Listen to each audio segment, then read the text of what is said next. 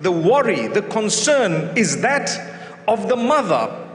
The mother is more concerned, our mothers were more concerned about us than we were about ourselves. Have you seen a child? A child is carefree. It doesn't understand exactly what's going on around it, but the adults around know that this child needs to be taken care of.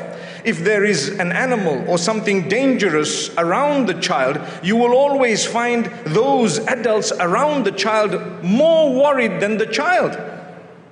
So this is part of the plan of Allah. When Allah made us, He prepared a beautiful mechanism of protection for us from the adults around us in the case of the vast majority.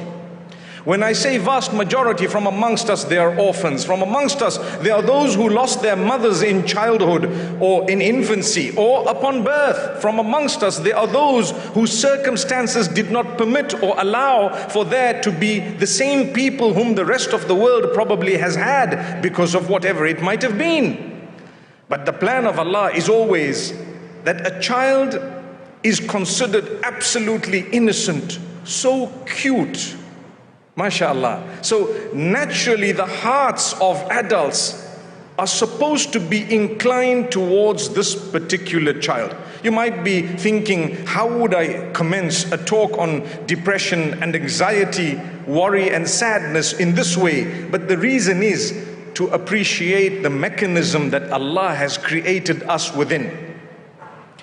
Over and above that, Allah's created a system and a plan in order to provide for us the best possible way forward in our lives.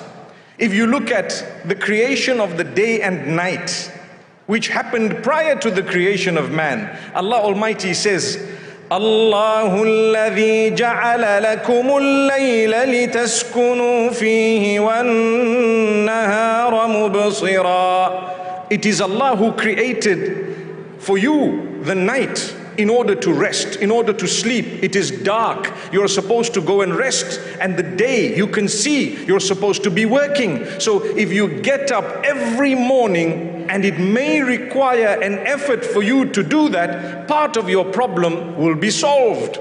Because you are within the plan of Allah. You may not understand the benefit of the sleep of the first part of the night, even though medicine is speaking louder and louder in that direction, telling you, go to bed early. The quenching of your sleep happens in a far greater way the earlier you go to bed. Whereas Muhammad sallallahu alayhi wasallam came to us and reminded us after Salat al-Isha, if you do not have something constructive such as this to do, what should you do?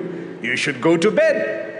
He may not have mentioned all the detailed reasons, but it's the plan of Allah. Those whose sleeping patterns are not in sync with what is supposed to be, for no reason whatsoever, with their own doing or the doing of their own hands, they are the ones to blame when they find themselves sliding into a form of sadness or worry or depression or anxiety. The system of Allah, when you follow it in a proper way, it will empower you. It will actually provide for you goodness in order to protect you from the adverse environment and from the challenges of this particular world.